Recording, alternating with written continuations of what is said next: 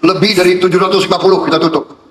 750 dirut, 750 direksi, kali 4 atau kali 5, 750 komisaris, kali 10. Saya scroll di video tadi ya, dan dari kemarin tetap aja yang viral itu sama. Itu kasus, bukan kasus sih, ini sebetulnya bukan kasus ya, tapi netizen banyak yang benci terhadap Raffi Ahmad dan asistennya. Soalnya di sini asisten atau pembantu Raffi Ahmad itu diangkat menjadi komisaris perusahaan. Bayangkan pembantu yang biasanya bawa koper gitu kan, suka nyuci ngepel, bantu-bantulah gitu kan, diangkat jadi komisaris perusahaan. Selevel Pak Ahok juga jadi komisaris dulu. Ini kan pembantu gak ada kompetensinya. Ya otomatis netizen banyak sekali yang murka, ya, yang menghakimi secara sepihak. Tapi bagi saya ya namanya juga rezeki sudah ada yang mengatur sih. Ya. Kalau lihat dari sisinya kita harus bijak juga. Tapi gak ada kompetensinya. Oh betapa di kono ini kok. Kita tahu coba. Tapi yang jadi catatan adalah emang ya seorang Raffi Ahmad itu ya udah menjadi figur juga kan. Jadi sorotan juga. Tapi siapapun yang ada dalam posisi Raffi Ahmad tentunya akan memasukkan orang-orang yang terdekat dulu, sama aja kita juga gitu. Tapi ya dia itu terkenal. Jadi sasaran netizen gitu. Dan perlu kita ketahui juga, ternyata Krakatau Steel dan Krakatau Posko itu beda. Kalau Krakatau Steel itu murni BUMN. Kalau Krakatau Posko itu adalah anak perusahaan swasta 50% lah, BUMN 50% lah. Ini tentunya semakin seru, mari kita tonton pada video berikut ini, cekidot. Lebih dari 750 kita tutup. 750 dirut, 750 direksi, kali 4 atau kali 5, 750 komisaris, kali 10. Overheadnya kayak apa? Gajinya kayak apa? Saudara-saudara, ini uang rakyat semua. Dalam 2 tahun kita akan bikin BUMN lebih efisien, lebih transparan, lebih bekerja untuk rakyat. Asisten Raffi Ahmad jadi komisaris salah satu perusahaan baja terbesar di Indonesia. Salam APBN, ambil positif, buang negatif, tonton videonya sampai habis. Lu pada iri dengki aja lo sama rezeki orang, ngapain sih iri-iri begitu? Jenjang karir orang kan beda-beda sayang. Ada yang dari ART tiba-tiba jadi AP gitu ya kan. Cuman kata gue ini mah harusnya asisten Raffi Ahmad jangan jadi komisaris, langsung jadi CEO aja kata gue ya kan. Sejujurnya kalau boleh jujur ini mah ya, gue berusaha banget untuk objektif gitu loh. Satu sisi gue ngerti apa yang netizen maksud gitu, tapi satu sisi gue juga punya pemikiran gue sendiri. Gue gak harus selalu ngikutin kalian netizen dong, gue gak harus selalu ngikutin pemerintah dan segala macam dong. Kalau gue punya isi pikiran gue sendiri, boleh dong gue ngomong. Masa gue harus ngikut lo semua? Cuman nih kalau gue telah kalau gue pikir-pikir ya, ngapain gue sekolah tinggi-tinggi kata gue ya kan, sampai S2, S3, sampai ke negeri mana. Kalau tiba-tiba S3 gue bisa jadi komisaris kata gue. Yang penting apa? Ordalnya bagus sayang. Kan itu yang penting. Lu pada nih ya, netizen yang pada ngehujat, kata gue mah gak usah munafik ya. Lu semua sekarang nih ya nyari kerja susah. Ini ekonomi nyari kerja susah. Sekolah udah terlanjur tinggi-tinggi, udah sampai kuliah, udah S1, S2, S3, gaji boro-boro UMR gitu kan. Kadang di bawah UMR, belum dipotong telat, dipotong pajak, dipotong ini, dipotong itu segala macam ya kan. Tapi kalau ada ordalnya, lu lulusan SMP aja bisa kok, mau jadi HRD, mau jadi akuntan, mau jadi CEO tiba-tiba juga bisa gitu. Yang penting apa ya, bos lu sama ordal lu bagus aja gitu ya kan. Terus jujur nih ya, jujur gua nggak ngerti kenapa kalian semua berbondong-bondong minta cancel culture Raffi Ahmad. Dia ini merugikan kalian kah gitu, atau apa yang beliau lakukan ke kalian gitu? Kayak maksud gue kayaknya nggak perlu sampai cancel culture kayak gitu-gitu. Kalau misalkan kalian mengumpat atau menghujat Raffi Ahmad atau Nagita Slavina, kayaknya menurut gue mereka berdua juga nggak peduli gitu. Hujatan lu nggak bikin mereka tiba-tiba kismin sayang, ya nggak tiba-tiba bikin mereka jadi gulung tikar, nggak juga gitu. Jadi maksud gue kayaknya percuma juga sih kalau lu ngehujat Sultan Andara itu gitu. Jadi kayak ya udah mau gimana lagi, jenjang karir orang beda-beda, rezeki orang beda, ordalnya beda. Kebetulan privilege-nya si asisten Raffi Ahmad ini ya privilege-nya Raffi Ahmad gitu. Mau gimana lagi kan namanya privilege. Di pula nih ya netizen nih ya. Nih gue kasih tahu aja nih. Si Budi ini, si siapa namanya, Mufli lah, siapapun itu asisten Raffi Ahmad ini, mau dia asistennya, mau dia kerja di kantor Rans, terserah lah ya. Dia ini jadi komisaris di PT Krakatau Posko. Krakatau Posko itu bukan perusahaan milik BUMN murni, tapi milik joint venture gitu. Jadi setengah swasta, setengah negara gitu. Kecuali Krakatau Steel. Kalau Krakatau Steel itu BUMN murni sayang. Itu gue ngasih tahu aja. Gue sekadar memberitahu nih kan, biar gak ini banget gitu. Sebenarnya menurut gue ya, kalian juga jadi netizen tuh jangan terlalu munafik lah gitu ya. Kalau kalian masuk ke dalam sebuah kerjaan yang dimana kerjaan itu butuh lowongan, kalian pasti akan masukin orang-orang terdekat kalian lebih dahulu. Tapi gue ngerti gitu loh, kenapa kalian tuh pada marah-marah sama Raffi Ahmad. Gue ngerti, gue paham. Nih kalian yang pada marah-marah sama Raffi Ahmad, kata gue kalian tuh sama. Kalian sekarang kalau cari kerja pakai ordal, pakai calo, nembak ijazah, beli ijazah dan segala macam. Lu orang tuh sama aja sebenarnya. Jadi kenapa hal-hal kayak gini tuh mesti sampai berbondong-bondong cancel culture Raffi Ahmad tuh? Ngana, susah banget tinggal di Indonesia, rezeki orang aja diiriin kata gue. Emang lu aja ya, rezeki lu sama rezekinya tuh asisten Raffi itu udah beda ya. Garis takdir tangannya udah beda. Dari dia bisa kerja sama Raffi Ahmad sama lu nggak kenal sama Raffi Ahmad aja, dari situ udah beda. Udah diam kata gue. Mufli Budi Ananda, yang dikenal luas sebagai asisten pribadi Raffi Ahmad, resmi ditunjuk menjadi komisaris di PT Krakatau Posko. Perusahaan ini merupakan entitas patungan strategis antara Krakatau Steel, yang merupakan BUMN, dengan perusahaan baja asal Korea, Posko. Penunjukan ini memicu pertanyaan besar terkait kompetensi. Banyak pihak meragukan kapasitas seorang asisten pribadi untuk mengawasi industri manufaktur baja yang syarat dengan kebutuhan teknis tinggi. Netizen pun bergerak cepat menelusuri rekam jejak pendidikan Mufli melalui Pangkalan Data Pendidikan Tinggi atau PDDT. Data menunjukkan bahwa gelar terakhir Mufli tercatat sebagai lulusan D3.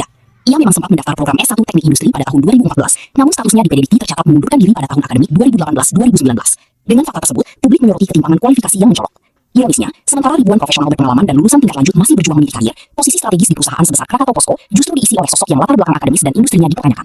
Upaya publik untuk mencari klarifikasi melalui media sosial pun menemui jalan buntu, mengingat akun Instagram Mufli saat ini telah dinonaktifkan. Keresahan netizen akhirnya tumpah di akun media sosial milik istri Mufli serta Raffi Ahmad. Di kolom komentar, warganet meluapkan sindiran tajam dengan menyebut Mufli sebagai komisaris jalur asisten. Netizen pun menyentil ketidakhadiran akun media sosial sang komisaris, seperti komentar yang berbunyi, "Mantap, istri komisaris Posko, maunya Pak Atasan tapi IG komisarisnya kok nggak ada." Sindiran lainnya bahkan mempertanyakan kesiapan Mufli, penasaran bagaimana suaminya yang hanya lulusan D3 akan menghadapi anak buah yang lulusan ITB. Fenomena ini kembali menjadi sorotan tajam terkait tata kelola BUMN. Publik mempertanyakan apakah posisi komisaris kini hanya menjadi akomodasi politik atau janur kedekatan, alih-alih mengedepankan prinsip meritokrasi. Jika standar kompetensi terus dikesampingkan demi kepentingan bagi-bagi posisi, daya saing BUMN di kancah global menjadi taruhannya. Bagaimana menurut Anda? Apakah penunjukan seperti ini merupakan ancaman bagi profesionalisme korporasi negara? Sampaikan pendapat Anda di kolom komentar. Kalian tahu, artis kesayangan kalian lagi dirujak habis-habisan sama netizen. Dan ya, masyarakat sekarang tahu bahwa mantan asisten dari Raffi Ahmad sekarang menjabat sebagai komisaris atau petinggi di PT Krakatau Posko. Jadi Krakatau Posko ini adalah perusahaan yang bergerak di bidang industri besi dan baja terpadu. Problemnya adalah masyarakat tahu bahwa background dari mantan asisten Raffi Ahmad ini sepertinya bisa dibilang belum pantas untuk menjabat di posisi tersebut. Karena background pendidikannya belum S1, dan ditambah lagi beliau belum punya pengalaman di bidang perusahaan atau jabatan yang sedang dia duduki sekarang. Dan akhirnya semuanya disangkut pautkan sama netizen. Jika dilihat dari secara garis lurus, semua keluarga Raffi Ahmad itu sedang menjabat di posisi penting, dari bupati hingga wakil menteri. So, what do you think? Gue bener-bener heran sama nih negara ya. Nih kalian lihat, gak lulus S1 asisten Raffi Ahmad jadi komisaris Krakatau. Coba kalian pikir, kemarin belum lama Ginka naik jadi komisaris Pertamina, cuman modal cuap-cuap doang. Sekarang asisten Raffi Ahmad, monyet, Sorry ya. cuman lulusan D3 jadi komisaris Krakatau. Bahkan universitasnya pun udah ditutup. Coba, gua dan mungkin kalian ya nyari kerja aja tuh setengah mati bos. Persyaratannya banyak, ini cuman modal jadi asisten Raffi Ahmad komisaris. Apa itu? Kasihan gua sama Alimuddin. Bener dah, jujur gue lebih rela si Alimuddin itu jadi komisaris. Bahkan kalau perlu jadi presiden, ntar gue pilih. Buat gue sama nih negara bagi-bagi jabatan mulu, bangsat emang monyet. Komisaris itu di perusahaan, dia itu udah sangat senior posisinya, ya. Jabatan komisaris itu, dia di atasnya direksi. Kenapa? Tugasnya komisaris itu memberi nasihat, mengarahkan, mengawasi jalannya perusahaan, ya. Dia bisa panggil itu direktur, dia kasih nasihat. Kemudian dia bisa suruh direktur presentasi laporan direktur lapor ke komisaris. Jadi komisaris itu orang yang sudah jam terbangnya udah tinggi gitu, ya. Cuman mungkin udah berumur, ya, sehingga nggak energik lagi seperti direktur seperti itu. Nah sekarang mari kita lihat, tiba-tiba ada yang namanya asistennya si Raffi Ahmad yang artis presenter itu, ya. Asistennya dia tiba-tiba ini bulan Juni 2026 diangkat jadi komisarisnya PT Krakatau BUMN, ya. Nggak tahu itu anak, ya. Itu anak umurnya baru 20-an lah, ya. Terus nggak tahu sekolahnya udah tamat S1 apa belum, tiba-tiba jadi komisaris di BUMN. Nggak main-main. BUMN itu apa sih?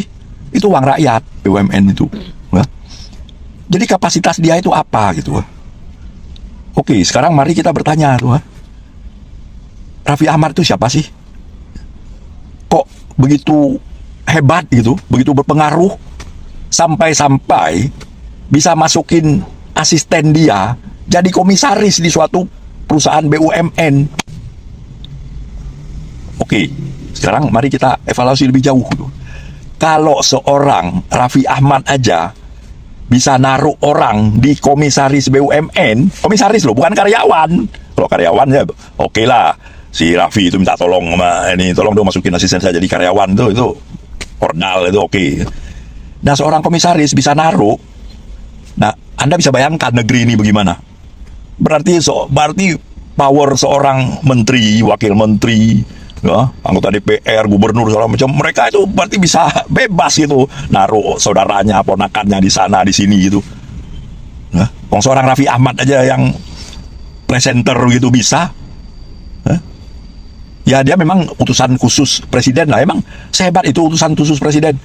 Hancur udah negeri ini kalau begini caranya tuh. Hah? Gimana sih Pak Presiden kita, Pak Prabowo nih, ngurus negara kok kayak begini gitu? Bingung kita. Hah? Siapa sih sebenarnya Raffi itu? Memang kita dengar-dengar ada apa money laundering lah apalah, tapi kan aduh. Netizen ada komentar. Pak Prabowo bilang di hadapan ratusan rektor, gini katanya, Indonesia udah merdeka lebih dari 80 tahun. Tapi kenapa bangsa kita belum bisa bikin mobil sendiri? Mungkin Bapak lupa ya, di zaman mantan mertua Bapak dulu berkuasa di akhir tahun 90-an, Indonesia tuh bahkan udah bisa bikin pesawat sendiri. Seandainya KKN waktu itu nggak merajalela, mungkin Indonesia, industri pesawat terbangnya sekarang sedang merajai dunia. Begitu juga sekarang Pak, engineer-engineer Indonesia tuh banyak yang top-top loh. Banyak yang jadi tim ahli di perusahaan-perusahaan teknologi tinggi di dunia sana. Tapi mereka nggak balik ke Indonesia. Kenapa? Karena mungkin mereka nggak dihargain di sini. Mereka mungkin nggak diberdayakan di sini. Seandainya mereka diberdayakan, datang membangun Indonesia, jangankan bikin mobil sendiri Pak, mobil listrik, mobil terbang pun bisa dibikin oleh bangsa kita. Gue yakin itu. Yang dihargai di sini siapa? Relawan-relawan, artis-artis, bahkan asistennya Raffi Ahmad itu bisa jadi komisaris. Bayangin. D3 jadi komisaris. Komisaris itu jabatan apa sih? Nah, mereka itu adalah benteng terakhir sebenarnya ya bagi perusahaan. Tugas utamanya adalah mengawasi dan memberikan nasihat kepada direktur. Jadi secara logika nih, wawasan bisnis, pemahaman kepatuhannya, serta jam terbang seorang komisaris itu harusnya jauh lebih tinggi daripada direktur yang diawasinya. Berapa krusial sebenarnya peran seorang komisaris? Nah, berdasarkan pasal 106 dan 118 Undang-Undang PT, komisaris itu bisa 1. Memberhentikan direktur. Jika direktur itu dinilai melanggar anggaran dasar, lalai atau merugikan perusahaan, komisarislah yang berwenang menilai dan memberhentikannya. Kemudian dia juga bisa mengambil alih kemudi itu. Dalam kondisi tertentu, komisaris bahkan bisa bertindak menggantikan direktur untuk sementara waktu. Sekarang kebayangkan, bagaimana mungkin seorang fresh graduate atau lulusan D3 kuliahnya acak adut begitu, pengalamannya nol di bidang bisnis tersebut bisa menilai kinerja seorang direktur profesional. Pada bingung kan? Untuk apa mereka ditaruh jadi komisaris? Ya pasti sebagai boneka aja, ya demi mengambil alih kontrol BUMN kita. Padahal BUMN ini perusahaannya milik negara. Tujuan keberadaan BUMN untuk kesejahteraan masyarakat. Pimpinan saja dikuasai elit, apalagi laba perusahaannya. Jadi kita tuh kan pura-pura nggak ngerti aja anggaran negara itu bocor-bocor. Ya, BUMN kita tuh rugi terus-menerus, atau lagunya BUMN kita tuh sedang dibersihkan. Realita di lapangannya justru sebaliknya. Kursi-kursi strategis itu malah dihuni oleh tim sukses presiden. Apakah begini cara membersihkan BUMN? Bagaimana bisa direktur bekerja secara profesional di republik ini kalau gerak-gerik mereka terus diawasi dan disetir oleh boneka-boneka politik tersebut? Masa ada komisaris umurnya baru 27 tahun sih? Gak adil banget, kita masuk BUMN aja susah setengah mati, interview ini, tes ini, nggak lolos ini, kita medical check up nggak lolos, kita emang ada apa sih? Ada kanker, kok tiba-tiba bisa nggak lolos? Enak banget ya jadi komisaris lewat jalur tim ses gitu, bisa fast track gitu. Gue kira tuh fast track itu cuma dari Dufan, ternyata in real life juga ada ya. Oh, dikasih kepercayaan nih buat anak muda, malah pada diprotes. Bukan masalah kepercayaan anak muda Pak, masalah prosesnya. Jangan anggap kita tuh bodoh, kita tahu Pak semua prosesnya, kita tahu track recordnya dia Pak. Nggak usah soal diakal-akalin deh. Kita kerja mati-matian, naik TJ, naik KRL, motor, mobil, macet-macetan, itu tuh UMR ataupun lebih dari UMR. Misalnya 2 digit pun, 2 digitnya nggak gede. Dia 200 juta beli triple pitch Fore, 6.000 orang bisa seger. Iya, dia muda dan aktif di organisasi. Diam, kita jualan risol di kampus, nggak kurang aktif apa di kampus. Setahu gue ya, anak-anak kecil tuh cita-cita itu jadi pilot, jadi guru, astronot, pebisnis, polisi, kayak apa. Nggak ada tuh cita-cita yang jadi tim ses. Apa mungkin sekarang kita sosialisasi gitu? Nah, kamu kalau mau sukses jadi tim ses saja. Memang 27 tahun prestasi segudang. Siapa tuh, Gil? Kylian Mbappe. Terima kasih sudah menonton. Jangan lupa like, subscribe, dan tekan tombol lonceng. Bye-bye.